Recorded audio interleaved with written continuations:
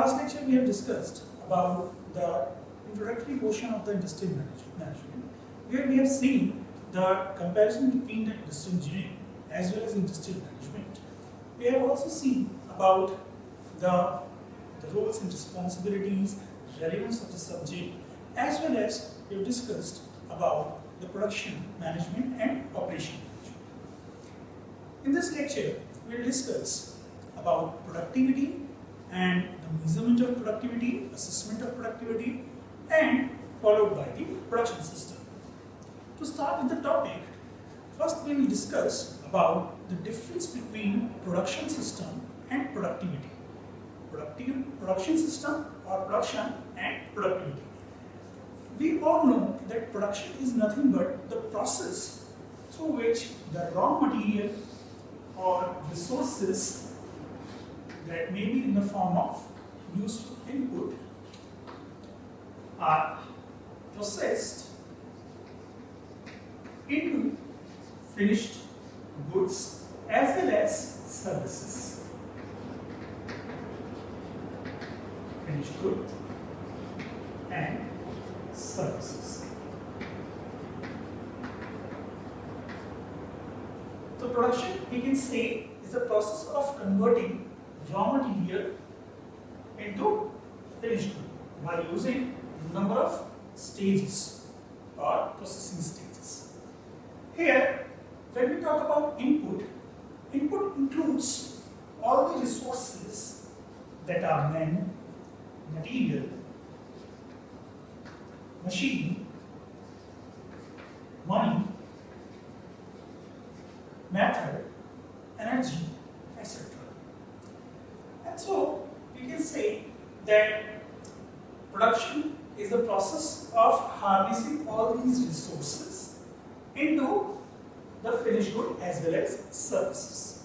Whereas when we talk about the productivity, the efficiency of the system, the parameters through which we can find out whether this whole process is carrying efficiently or not, there are a number of parameters like efficiency.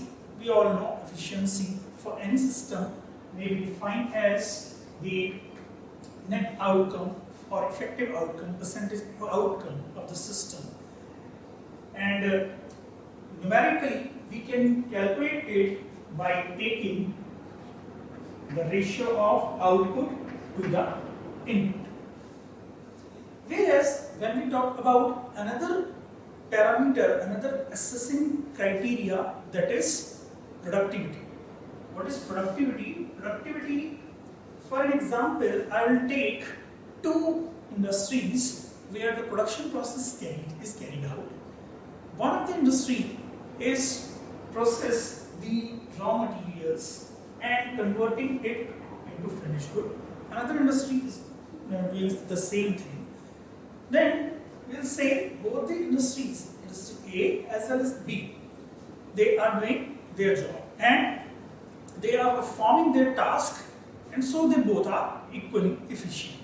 But the industry where, say suppose the cycle time is less as compared to the industry B, then we will say that industry A is more productive than the industry B, because they can utilize their resources in an efficient manner. And so we can say productivity is the measure which represents the effect, how effectively the resources are being utilized in the organization, and so mathematically we can represent productivity by taking the ratio of output, that is utilization of resources, and to the input in terms of the resources, man, machine, material, or energy, etc. So next we'll see about the need of assessing the productivity in the organization. There are a number of points through which we can represent the need of assessment of productivity.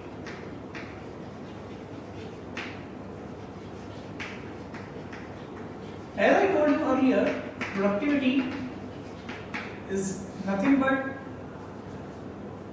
the quotient or the assessment that provides the that whether the industry is utilizing their resources or not, and up to what extent the organization is utilizing their resources. So we can find out on the basis of productivity. If the productivity is good for a particular industry, then it can be assessed, it can be easily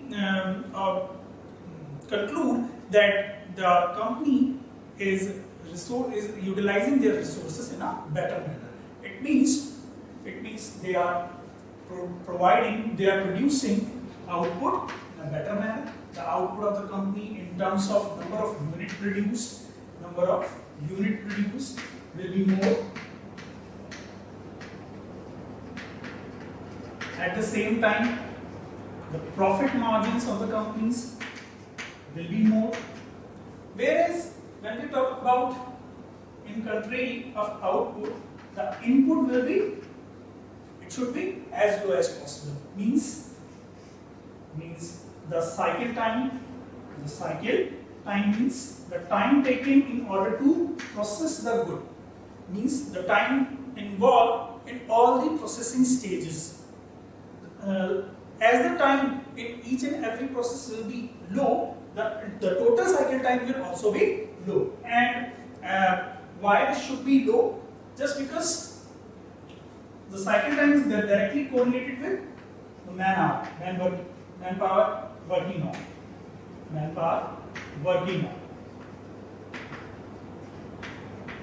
It means if within 8 hours one is producing, say, X number of units, then if the cycle time is reduced, then more number of units can be produced at the same time, or in a particular time the production rate will be high.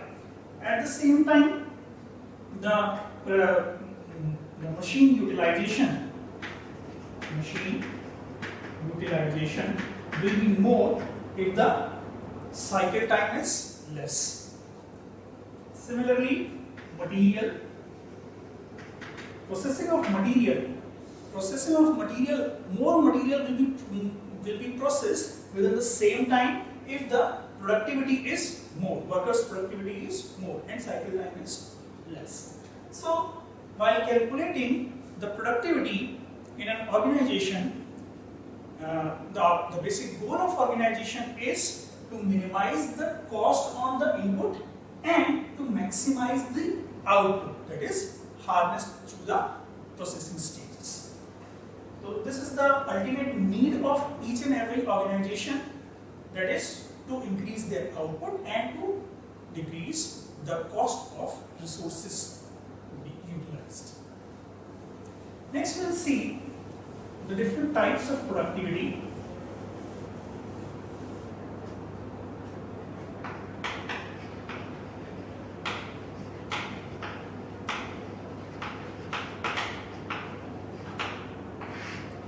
We can classify productivity as partial productivity,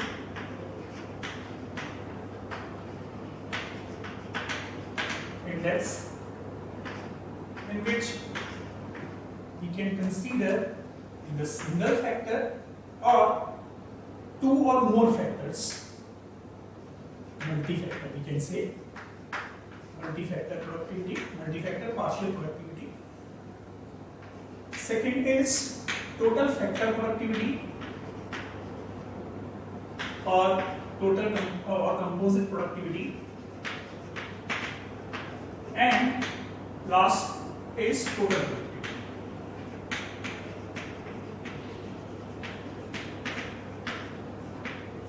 First we will see this partial productivity index.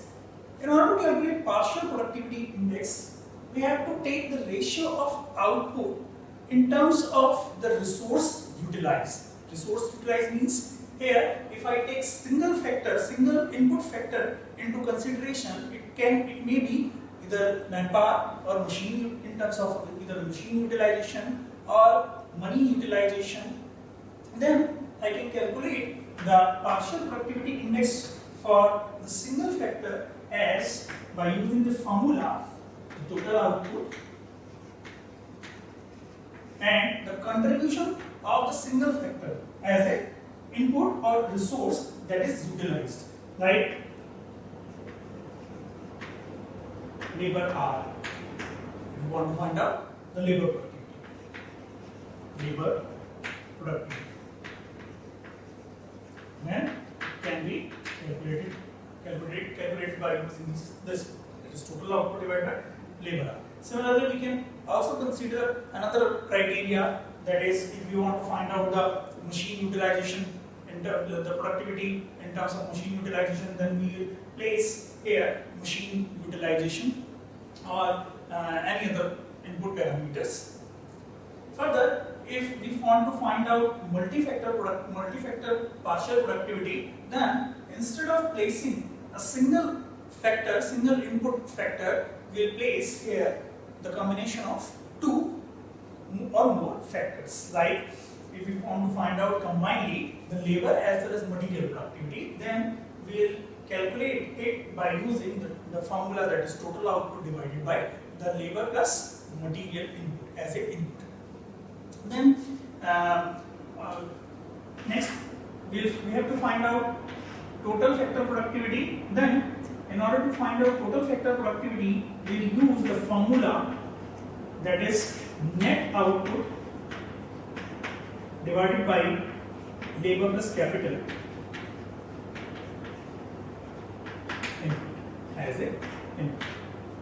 Here net output, it is noticeable that net output is different from the total output.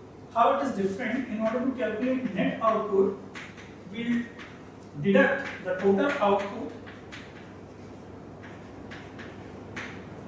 We will take total output minus the intermediate goods and services purchase. Intermediate goods and services procured.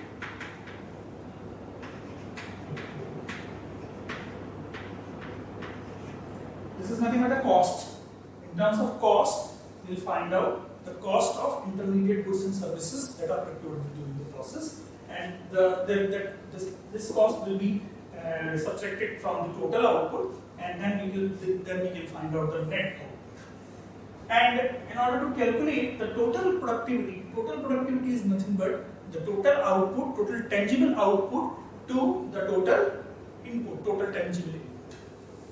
So by this way, we can calculate different types of productivity in the organization. Next, we'll see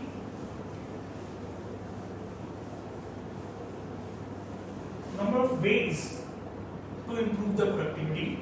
Mathematically, it's easy to see the formula, that is, we have to optimize or we have to maximize the output, as at the same time we have to minimize the input, and this is the simplest way to increase the productivity. But the physical significance of this formula is that to utilize the material, to utilize the resources up to maximum extent, and to do so, there are a number of ways through which productivity can be improved.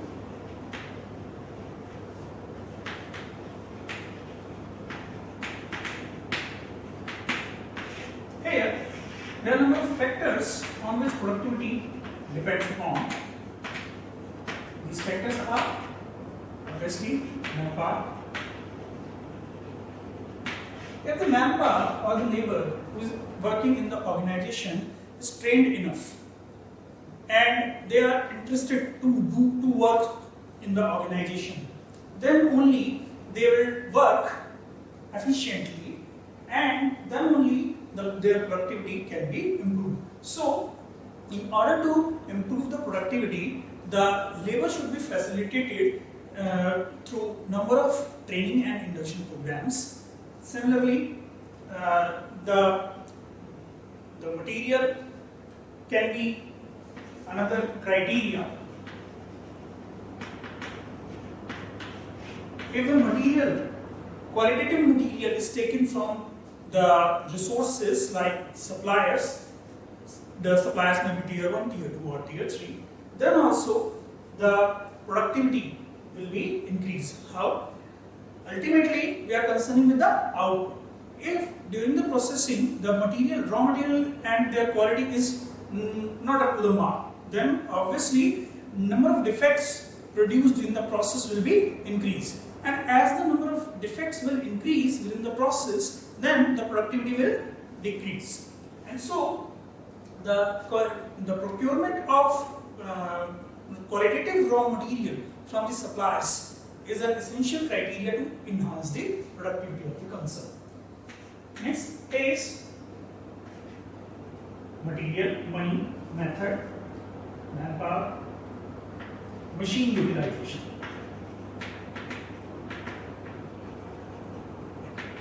This is another factor which is responsible for change in productivity.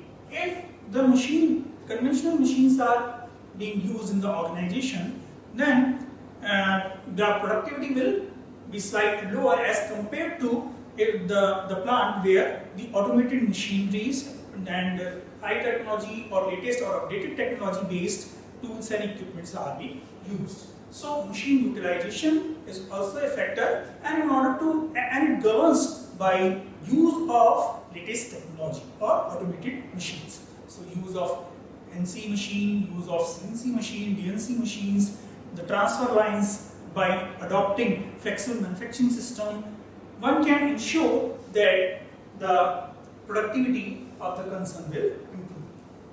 Similarly, there are some uncontrollable factors are also responsible for the productivity, for change in productivity.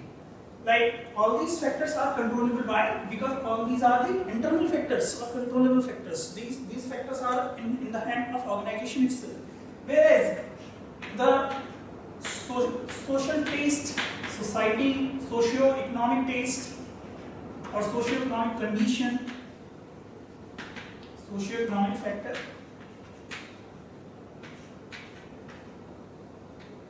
legal and government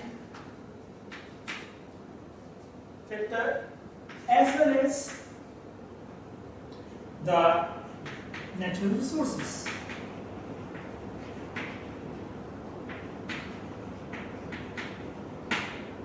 These three factors are uncontrollable factors. Okay? Like if in a particular year, the crop is not so good, then obviously the productivity of the concerned output for the concerned product will be poor.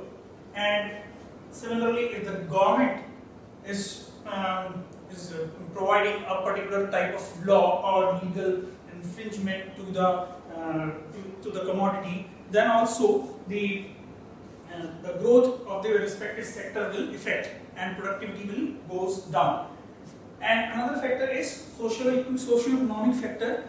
Nowadays, our society is affected through a particular virus, and so in this time, the productivity of manufacturing sector or service sector both are affected badly, and so all these factors are uncontrollable factors. So we can say there are a number of factors which affect the productivity, and they can be categorized as internal factors as well as external factors. However, the organization can improve the internal factors or controllable factors by taking the suitable measures, as I told you about in terms of manpower, hiring the efficient or skilled manpower, taking the qualitative material, and by ensuring the utilization of machines. So next we will see about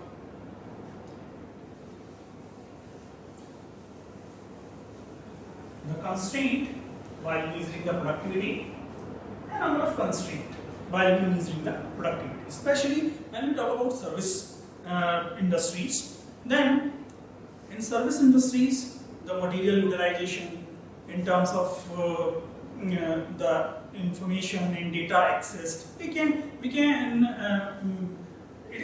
is not easy to take the data related to the material use or information utilized in the proper way. And so, because it's a qualitative factor rather than quantitative. In the industries related to manufacturing sector, where all the things are seen or they are tangible enough, then where we can easily take the data. But in service sector, number of input resources like labor productivity can be easily assessed in terms of working hour, in terms of the hours they are working. But in case of service industry, it is tough to measure the qualitative parameters. Further, next we will discuss about the production system and different type of production systems in detail. So, production system is nothing but, as I told you earlier, the system in which the production process is to be carried out. And as I told you earlier, the production is nothing but the process of converting raw material into finished good by using the machinery, the processing stages are involved, and number of resources are involved in order to process the things.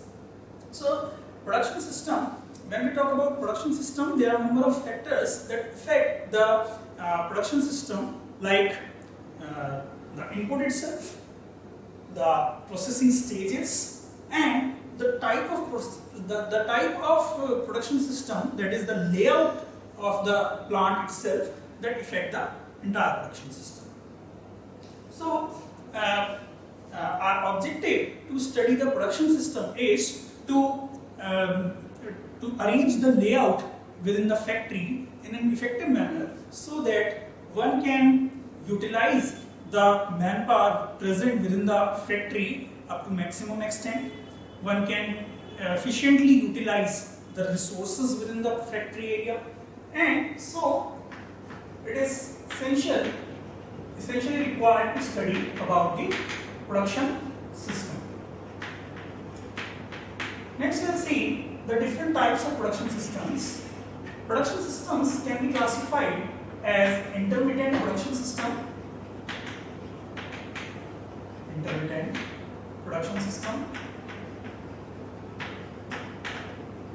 and continuous production system.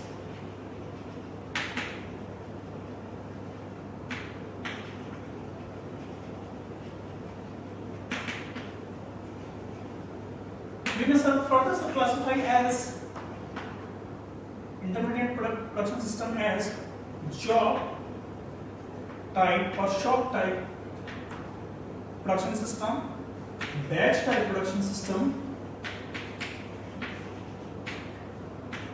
whereas continuous production system may be classified as mass production system, process type production system. So the process type production system may be subcategorized as analytic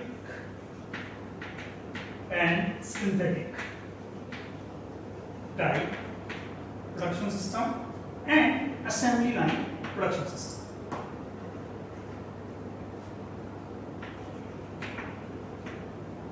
Assembly line or assembly type production system. To start with, the intermittent production system, as the name suggests itself, intermittent production system. In intermittent production system, the production system stops or works in a scheduled interval. Like, for example, if we take the industries like pharmaceutical industries, where the medicines are prepared in a particular batches or lot, and after finishing a particular batch, the material or the chemicals in a particular amount, in a particular quantity, again mixed and prepared in a definite quantity, and then again the production system starts. Similarly, when we talk about job type production system, the objects like submarines, naval ship, aerospace, helicopter, and all these kind of objects where it is not easy to process the goods in each and every station and to move the goods in on each and every station. It is a kind of layout, that is fixed position type layout, is being used for such a particular type of object, and all the accessories or equipments are placed, like raw material, machine, workstations are placed on a common platform, and here only the equipment is processed and assembled. Assembly is also takes place at a common place. And so we can see that job type production system is suited for the tailor-made product or customized product, for which the customer specifications are required, and individually for different type of objects, different type of machines, or we can say submarine or helicopter or rocket, the fixed type layout is preferred because it's not easy to move the things here and there. The characteristics for this type of job type of production systems are that highly skilled or specialized labor is required in order to process the goods, just because in terms of quantity the product is less, whereas means the variety of operations are required in a particular process, and so specialized labor is required, whereas general purpose tools can be used in order to process the goods. And for this type of production system, the special material, the need of special material as well as special tools is there in order to process the goods. The disadvantage associated with the job type of production system is if the labor is not up to the mark, or the quality of the material is not up to the mark, then obviously the customer need will not be satisfied, and in that case if the one and only, that is the product, is customized, so if the quality of that particular object is suspected in terms of the need of customer, then obviously the goodwill of the company will goes down. Next is batch type of production system. Batch type production system, as I told you earlier, in the industries like FMCG. So by using the assembly line is suited for such kind of operations where the mass production is carried out on a continuous basis, and the production facilities are arranged in such a place, in such a manner that the transfer lines are used. Transfer lines are nothing but the automated conveyor belts, where robotic arms as well as computer and numerical control machines are used in order to operate the machines as well as to process the goods. These machines, these systems are used in chemical processing plants as well as the fully automated and mechanized plants, where the automobiles as well as the food FMCG products are produced.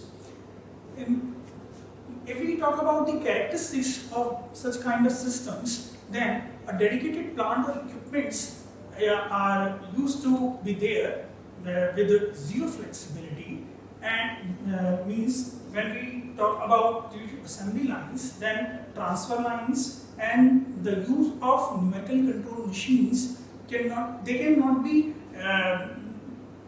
changed on day-to-day basis. Means once the system is installed and fixed at a particular place, then it can be it will be functional unless and until the entire production setup will not be changed. Similarly, the material handling is also automatically processed in this type of system, unlike mass production system and process production system, where the material handling takes place either by conventional means, that is by using the manpower, or by using the conventional machineries like cranes, jib head cranes, and conventionally operated conveyor belts. Further, the process follows a predetermined sequence of operations, and the operations are usually programmed, and the programmed the full program is read by the system itself, and then those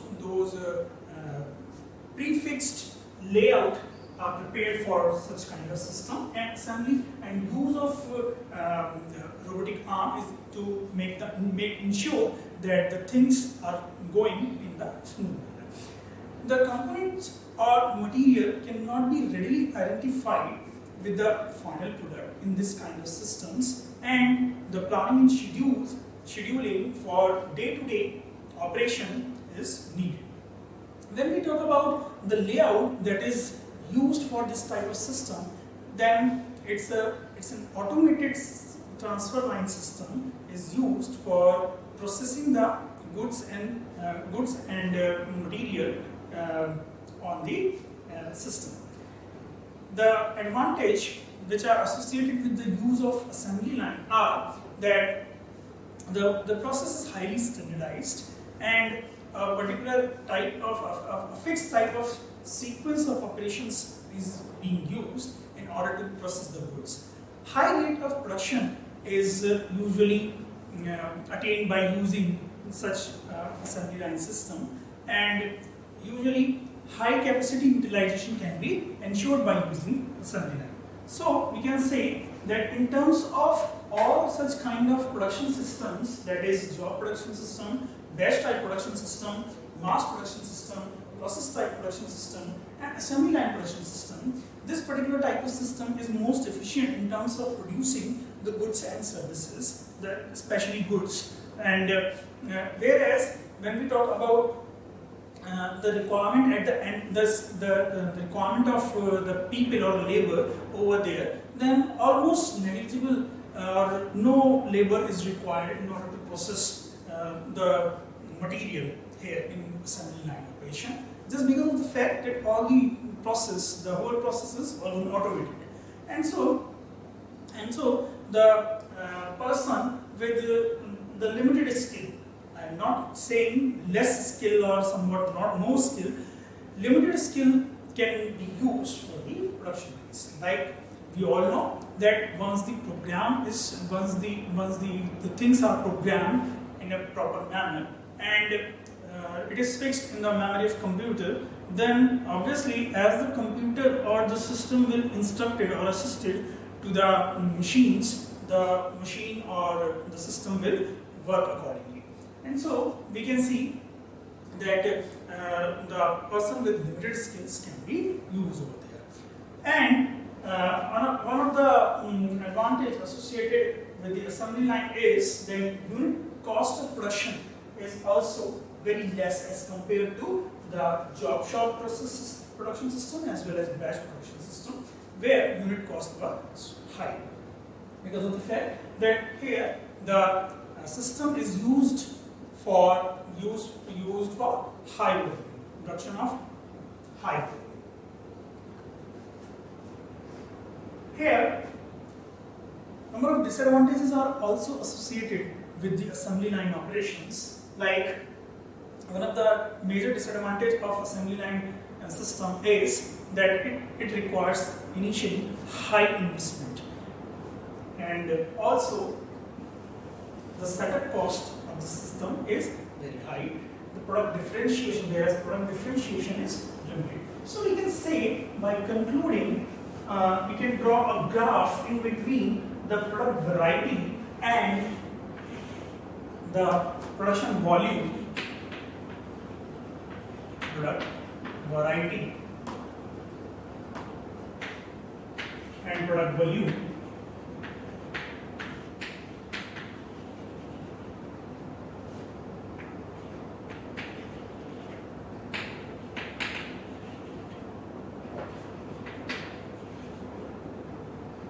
And you can see on the x-axis product volume is taken into consideration, whereas on unbiased product variety is taken into consideration. So job or batch types of production systems comes under this category, that is low volume production system. And in case of low volume production system, you can see that the product can be processed in high variety but less in numbers. Whereas when we talk about the product that are produced in medium volume, that is varying from 100 to 10,000. That's such type of production system is known as medium volume type of production system. And here the example of the such system are batch production system and serverless production system, and in which you can see that the production volume is moderate, whereas the product variety that can be produced is somewhat less as compared to the low volume production system. And the last but not least, high volume production system is a system where 10,000 more than 10,000 work pieces are produced on a day-to-day basis. Then such type of system is known as high volume production system. And in this system you can see the variety of operations that can be produced is lowest, whereas the number of pieces are as high as possible. Such type of system is suited for the assembly line, the chemical processing industries, mass production, where the things are produced in bulk quantity. So with this, I sum up my presentation over here, and in the next lecture we'll discuss about the ownership and different type of ownership. Thank you very much. When we talk about the productivity and production system, then we have seen the different types of production systems, and as job production system, batch type production system, and the continuous production system. We can see that both these things, productivity and production systems, are complementary to each other. If the production system is efficient enough, if the production system is efficient and optimally taken into consideration, that is the layout, if the layout is proper for the job type production system, if the layout is fixed position type layout, and like in batch type production system, if the process type production system is or process layout is taken into consideration, then obviously the things will process with the fast pace. And if the pace will more, then obviously the productivity of the worker will be more, the cycle time will be less, and obviously the resources can be utilized better. And so we can say that both these things, productivity as well as production systems, are complementary to each other, because once the production system is improved by selecting the appropriate layout, then obviously the utilization of resources can be ensured, and the cost to process the material will be decreased. So we can see that productivity, there are a number of benefits associated with the productivity, the high productivity. If the productivity is high, then obviously number of stakeholders will be benefited. Like the stakeholders may be customers, stakeholders may be government, stakeholders may be owner, stakeholders may be employees that are working in the organization. How? We can see by taking any of the example of say suppose an automobile industry. If the productivity is high. Then obviously we know that if the more number of cars are constructed in a particular year, then obviously the availability of the material will be more, availability of the cars will be more. Then simply by using the economic principle, supply will be more in the market, then the price of the commodity will be less. So customer can enjoy less costly product in the market. From the viewpoint of manufacturer, they can provide offers to their customers if the productivity is more. Like they can provide the cashback offers as well as the relaxation or discount on the service spare parts. Further, we can say that there are a number of benefits associated with the employees, and like if the productivity of the plant is good, then obviously employees will be facilitated in a better manner. Like they will the company can provide fringe benefits to their employees. They can get frequently promotions, as well as they will be facilitated in a better way. So both these stakeholders, that is government, customer and owner, are benefited by better productivity or by increased productivity. Last but not least, government. Government also will be benefited. How? If the company will sell more number of units due to more number of supply in the market, then obviously the tax or the revenue earned through the tax will be more. So government will also be facilitated, will also be benefited by increased productivity of the plant. So with this, I submit